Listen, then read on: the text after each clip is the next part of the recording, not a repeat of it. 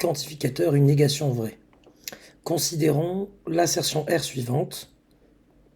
On a une assertion, il y a une implication dans l'assertion, donc directement on a le réflexe de se dire que P implique Q étant équivalente à non P ou Q, sa négation, donc la négation de P implique Q, c'est tout simplement P et non Q.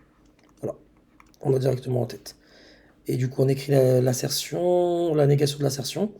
On a donc pour tout B strictement inférieur à 0, il existe un Y appartenant à l'intervalle moins 1 plus l'infini, tel que du coup P il demeure le même, donc Y plus grand que B, et non Q, c'est-à-dire la négation de ce qui est dans ma parenthèse, à savoir Y au carré inférieur ou égal à B au carré sur 9, le OU devient E, ce connecteur, et Y inférieur ou égal à 0 devient Y strictement plus grand que 0.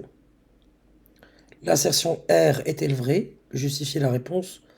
Là, on va utiliser la voie proposée par l'exercice. On va montrer que l'assertion R est fausse en montrant justement que sa négation logique est vraie. Posons. Vous voyez, vous avez un certain B. On vous dit que pour tout B inférieur à 0, il existera un Y qui va s'adapter à votre B, donc tel que Y est plus grand que B, son carré il est inférieur à B carré sur 9, et il est strictement positif. C'est simple. Dès que vous avez un B, bah vous prenez Y égale à moins B sur 3. Ainsi, ce qui va se passer, c'est que, en effet, pour tout B inférieur à 0, puisque vous avez posé Y égale à moins B sur 3, vous aurez à la fois moins B tiers, donc Y qui est plus grand que B. Là, c'est une quantité positive, là, c'est une quantité négative. Et vous aurez moins B sur 3, si je l'élève au carré, il est bien inférieur ou égal, donc pour le coup ici égal à B carré sur 9. Et en même temps, votre moins B sur 3, je l'ai déjà dit, est plus grand que 0.